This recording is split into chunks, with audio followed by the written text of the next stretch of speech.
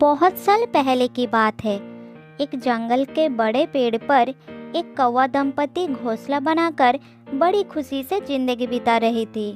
नर कौवे का नाम था कालू और मादा कौवे का नाम था मीनू। उनके दो छोटे बच्चे भी थे।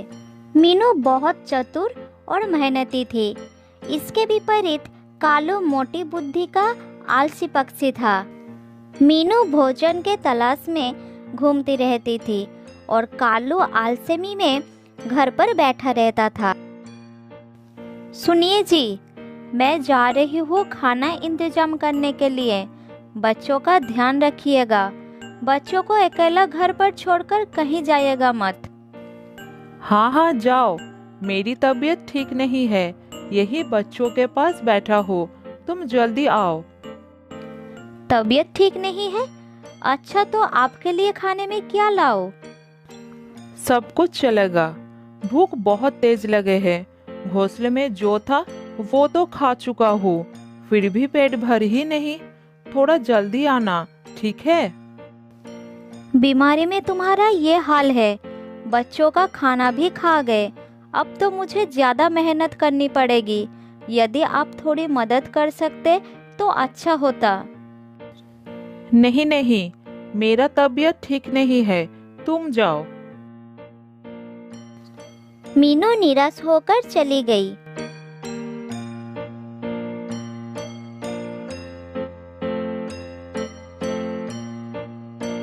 मीनू ने आसपास देखा तो उसे पेड़ के नीचे एक फल दिखाई पड़े। तब उसने फल को अपने चोंच में लेकर घर लौट आई।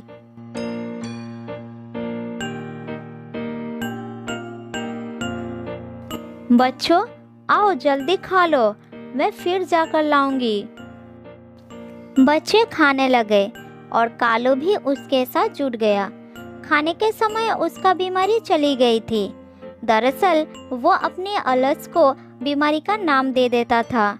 वो सारा दिन चुपचाप घर पर बैठा रहता और खाना खाता, कोई भी काम नहीं करता था। खाने के समय तुम्हारा बीमारी ठीक हो गई। अगर कुछ काम पड़े तो फिर से तुम्हारा तबीयत खराब हो जाएगी। मैं तुम्हारा चाल समझ गई।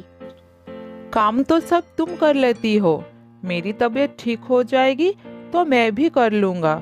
अभी तो कुछ काम नहीं है, अगर कोई काम हो तो बताना। अरे बरसात आने वाली है, घोंसले को ठीक करना होगा। उसके लिए मजबूत घास पहाड़ी के उस पार से लाना होगा। तुम्हें मेरे साथ चलना होगा। तुम पहले शुरुआत कर दो, बाद में मैं तुम्हारी मदद कर दूंगा। मीनू बेचारी बार बार जाकर सबके लिए खाना लाती थी और खुद सबके बाद खाती थी।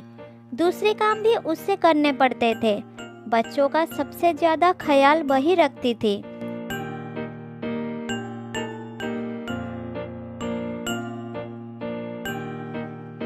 एक दिन मीनू बाहर गई थी और उस समय एक चालाक लोमड़ी पेड़ के नीचे आ गई और उसने बोली, सुनो कौवा भाई, जंगल के सरकार शेर ने मुझे जंगल के बच्चों की गिनती का काम दिया है। बच्चे कमजोर ना हो इसलिए उनके लिए कई स्वास्थ्य संबंधी सुविधाओं के इंतजाम किया है। जिसके घर में जितने बच्चे हो मुझे बता दो, ताकि योजना सही ढंग से लागू हो सके। अरे वाह, ये तो बड़ी अच्छी बात है। हमारे भी 2 बच्चे हैं। ठीक है, उन्हें नीचे लेकर आना। मैं सबकी गिनती और नामांकन कर लूंगी। बच्चों का भविष्य बन जाएगा, मुझे भी दुआ मिल जाएगी। मैं थोड़ी देर के बाद वापस आ रही हूँ, बच्चों को तैयार रखना। हाँ हाँ, मैं अपनी बच्चों के भविष्य को लेकर बहुत चिंतित रहता हूँ। मैं उन्हें नीचे लेकर आ जाऊंगा।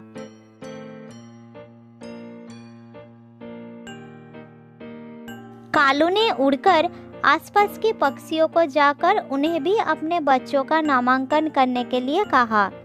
उसके बात सुनकर बहुत सारे पक्षी तैयार हो गए।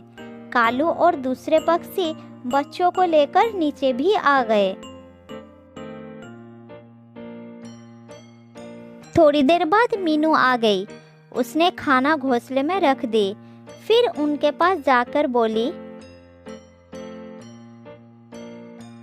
आप बच्चों को लेकर नीचे क्यों आ गए? अब ये सब बहुत छोटे हैं, इनका बाहर आना ठीक नहीं है। अरे, दूसरी पक्षियों के बच्चे भी बाहर निकल आए हैं। क्या बात है, आप सब बच्चों को इस तरह बाहर क्यों लाए? अरे, लोमड़ी बहन आई थी, उसने ही सारे बच्चों का नामांकन करने के लिए कहा। जंगल की सरकार के द्वारा वो हमारी बच्चों का भविष्य बनाना चाहती थी। तुम देख लेना मीनू, ये हमारी बच्चों के भविष्य के लिए बहुत अच्छा होगा।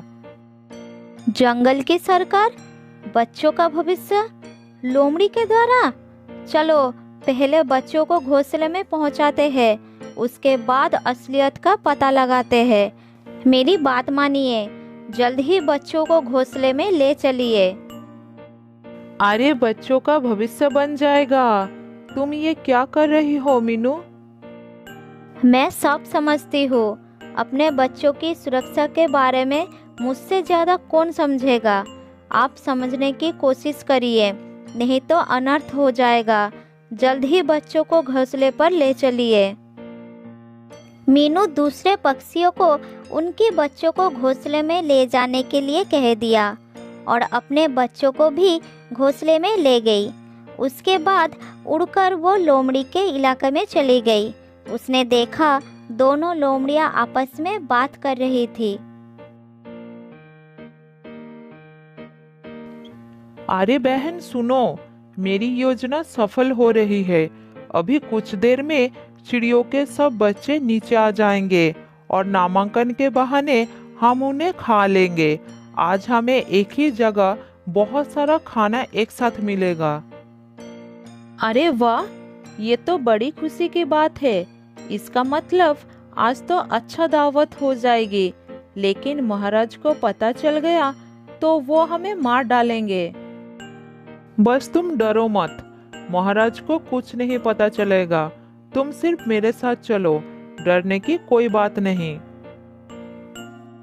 उन दोनों लोमड़ियों की बात सुनकर मीनू को पूरा विश्वास हो गया कि ये लोमड़ी की खतरनाक चाल है। वो उड़कर अपने इलाके में आ गई। वो सारी पक्षियों के साथ साथ बंदर को भी बता दी। उस लोमड़ी की इतनी बड़ी हिम्मत! अभी मैं जाता हूँ और उसे सबक सिखाता हूँ।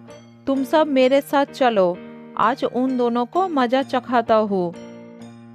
नहीं नहीं, ऐसा मत करो भाई, मेरे पास एक योजना है, ध्यान से सुनो। मुझे भी बताओ बहन, अब हमको क्या करना है? वो सामने झोपड़ी देख रहे हो, उसके अंदर ही लोमड़ी को ले जाना है और उसके बाद उन्हें सबक सिखाते हैं। इसके लिए हमें आप सब की मदद की जरूरत है।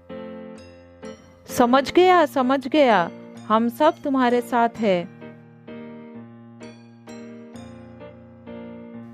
ये कहकर बंदर वहां से चला गया। थोड़ी देर बाद लोमड़ियां वहां पर आ गए। आइए आइए सरकार, आपकी योजना हम सबको है स्वीकार। आपकी आज्ञा के अनुसार हम सभी बच्चों को सामने वाली झोपड़ी में इकट्ठा किया है। आप चलिए, सबका नामांकन कीजिए और उनका भविष्य बना दीजिए। ये तो आप लोगों ने बड़ी बुद्धिमानी का काम किया है, हमारा काम आसान कर दिया है। चलो सब। फिर वो सब झोपड़ी के पास जाते हैं। जैसे ही दोनों लोमड़ियां दरवाजा खुलने के बाद अंदर झांकने लगे, तब बंदर ने उन्हें धकेलकर दरवाजा बाहर से बंद कर देता है। लोमड़ियां अंदर से दरवाजा पीटने लगे। अरे, अंदर कोई चिड़िया का बच्चा नहीं है। तुमने दरवाजा क्यों बंद कर दिया? दरवाजा खोलो, हमें बाहर निकालो, अंदर बहुत अंधेरा है। अंदर चिड़ियों के बच्चे नहीं, सांप और बिच्छू मिलेंगे।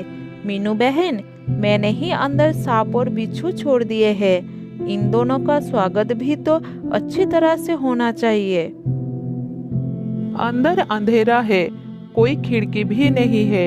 यदि सांप बिच्छू काटेंगे तो हम उन्हें देख भी नहीं पाएंगे और मर जाएंगे।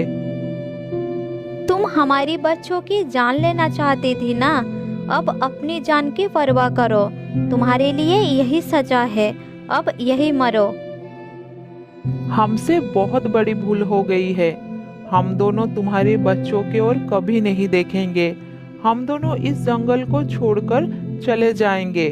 कृपया करके हमें बाहर निकालो, फिर ऐसा कभी नहीं होगा। अंदर बहुत अंधेरा है, हमें बहुत डर लग रहा है।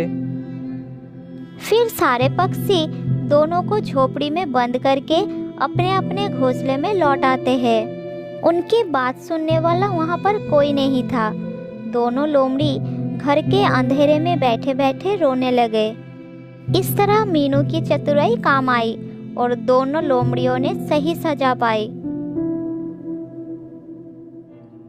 बहुत साल पहले की बात है। एक जंगल में आम का एक बड़ा पेड़ था। उस आम के पेड़ पर बहुत सारा आम था। उसमें से एक आम बड़ा होकर पक गया था। तुम तो बड़े हो गए हो, अब तो तुम बहुत जल्द नीचे गिरने वाले हो। हाँ, मैं गिरने वाला हूँ।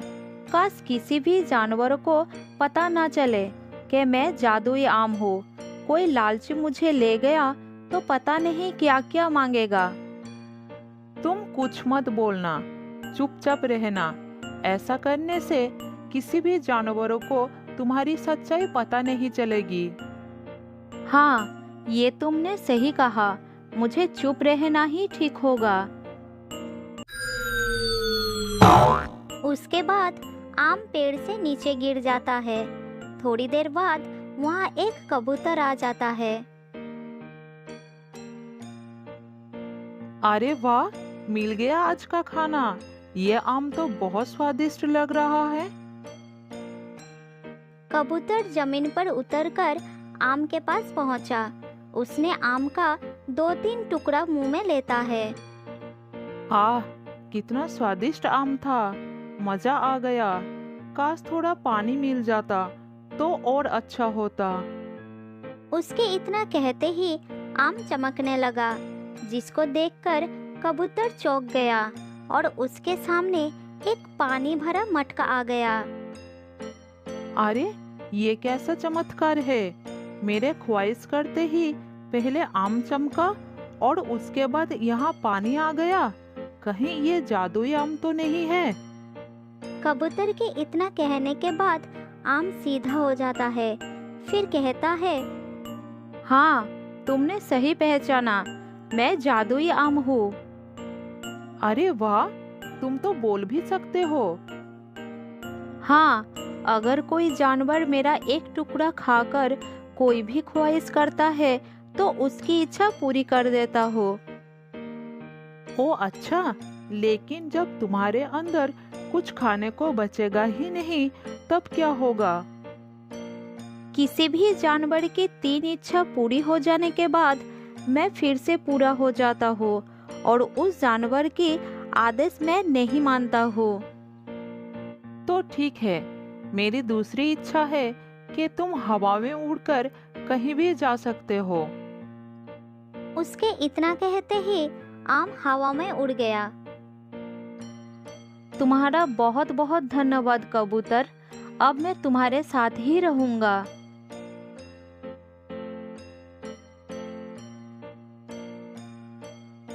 फिर आम उड़कर कबूतर के साथ जाने लगा और उस दिन से वो एक साथ रहने लगे।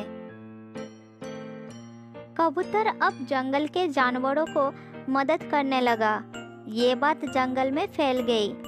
इस तरह ये बात कालू बिल्ले का कान तक पहुंच गई।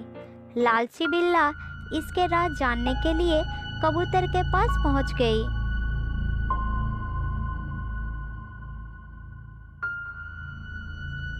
अरे बाप रे, मेरी कोई मदद करो। कबूतर भाई, कहाँ हो तुम?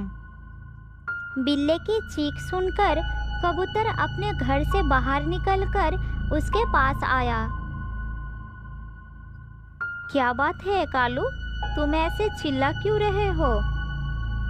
कबूतर भाई, मेरे छाती में बहुत दर्द हो रहा है।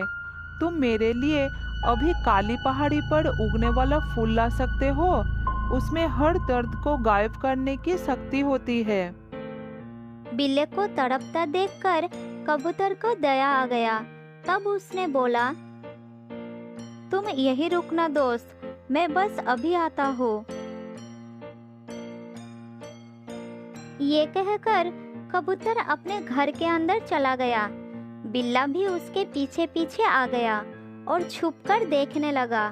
कबूतर आम के पास गया और एक टुकड़ा मुंह में लेकर बोला, जादुई आम, मुझे अभी काली पहाड़ी पर उगने वाली नीला फूल चाहिए। ये सुनते ही आम चमकने लगा और उसके सामने नीला फूल आ गया। तभी बिल्ला अंदर आ गया और कहा,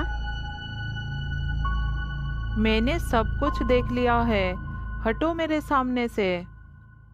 तब बिल्ला आम के पास आया और जल्दी से आम का एक टुकड़ा मुंह में ले लिया। जादुई आम, अब तुम वही करोगे जो मैं तुम्हें कहूँगा। मेरे साथ अभी का अभी मेरे घर चलो। ऐसा कहते ही आम चमकने लगा और हवा में उठ गया। तुम ये ठीक नहीं कर रहे हो कालू दोस्त, इसके साथ मत जाओ। इसने मुझे खाकर अपनी ख्वाहिश मांगी है कबूतर भाई, मुझे इसकी ख्वाहिश पूरी करनी ही होगी। ये कहकर बिल्ला वहां से चला गया और आम भी मजबूर होकर उसके पीछे पीछे चलने लगा और कबूतर चुपचाप देखने लगा। ए जादुई आम, आज भालू ने जो शिकार किया है उसको गायब करके अभी का अभी मेरे सामने लेकर आओ। इतना कहते ही आम चमकने लगा। उधर भालू एक मछली को पकड़ के खाने ही वाला था। तब उसके सामने से अचानक मछली गायब हो गया और बिल्ली के सामने आ गया। अरे वाह, कितना ताजा मछली है, आज तो खाने में बहुत मजा आएगा। ये कहकर बिल्ला मछली खाने लगा। उधर कबूतर अपने दोस्त के चले जाने के बाद से दुखी होकर अपने घर में बैठा था। अगले दिन फिर से कालू बोला, ए जादुई आम, आज जो शिकार सियान ने किया है वो अभी का अभी मेरे सामने ले आओ। उसके इतना कहते ही सियार के किया हुआ शिकार उसके सामने से गायब हो गया। ये कैसे हो सकता है? मेरा शिकार कहाँ गया? सियार का शिकार बिल्ला के सामने आ जाता है और वो दूसरों का शिकार मजे से खाता है। आहा, ये मांस तो कल वाले से भी ज्यादा मजेदार है। दिन वो दिन बिल्ले का लालच बढ़ता जा रहा था। अगले दिन बिल्ला आम के सामने खड़ा होकर मन ही मन सोचने लगा, आज तो मेरा मन है कि शेर महाराज के हाथों शिकार किए हुए जानवर का मांस खाओ। इतना कहकर वो आम को हुक्म दिया कि शेर के किया हुआ शिकार उसके सामने अभी के अभी आ जाना चाहिए। उधर शेर महाराज ने उस दिन एक हिरण का शिकार किया था और उसको अपनी गुफा में रखा था। तभी अचानक उसके सामने से शिकार गायब हो गया और बिल्ले के सामने आ गया। शेर महाराज के खाना चोरी होने वाली बात पूरे जंगल में फैल गई और शेर ने सभी जानवरों को सभा में आने का हुक्म दे दिया। आहा, शेर महाराज के शिकार तो बहुत ही बड़ा निकला। ये शिकार आगे भी कई दिनों तक चल जाएगा। ऐसा कहकर वो आराम से सो गया। इधर अपने दोस्त को ढूंढते ढूंढते कबूतर कालू के घर पर आ गया।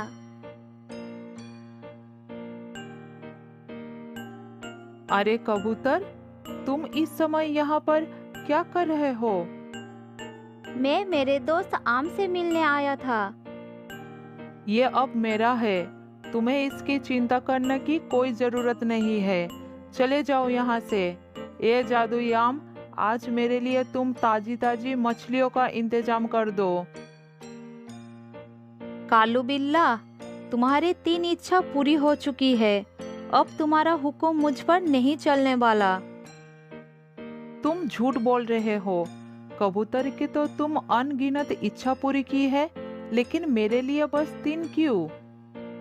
वो एक अच्छा कबूतर है। वो हमेशा लोगों की भलाई के लिए मेरा मदद लेता था, इसीलिए मैं उसकी हर इच्छा पूरी करता था। लेकिन तुम एक लालची जानवर हो। तुमने मुझसे चोरी करवाई है। आज मैं तुमको इसकी सजा भी दिलवा कर रहूंगा। चलो कबूतर भाई, सभा का समय हो गया है। ऐसा कहकर आम और कबूतर हवा में उड़ गए और कालू बिल्ला भी उनको रोकने के लिए उनके पीछे पीछे भागने लगा। उधर सभा शुरू हो गई थी। सभी जानवर शेर के सामने खड़े थे। आज मेरा भी खाना चोरी हो गया। आखिर वो जानवर कौन हो सकता है जो इतनी सफाई से चोरी कर रहा है? तभी आम और कबूतर वहां पर पहुंचे। बिल्ला भी उनके पीछे पीछे वहां पर पहुंच गया। महाराज, मैं आपको कुछ बताना चाहता हूँ।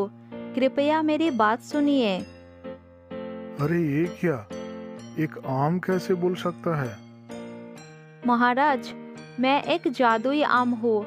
आज तक जंगल में जो भी चोरी हुई वो कालू बिल्ला मुझसे जबरदस्ती करवाई है।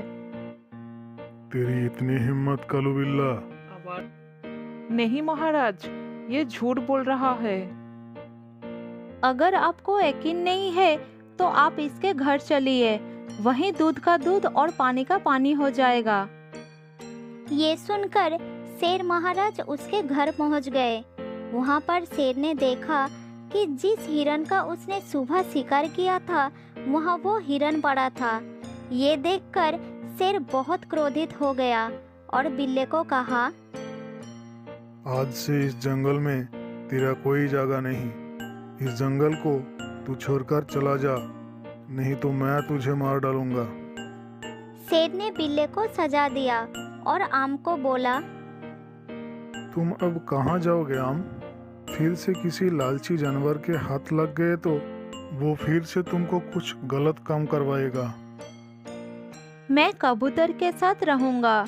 ये सबसे अच्छा है। हमेशा इसके साथ रहना चाहूंगा। आम की बात सुनकर कबूतर बहुत खुश हो गया और आम को लेकर कबूतर अपने घर लौट आया। उस दिन से आम हमेशा कबूतर के साथ ही रहने लगा।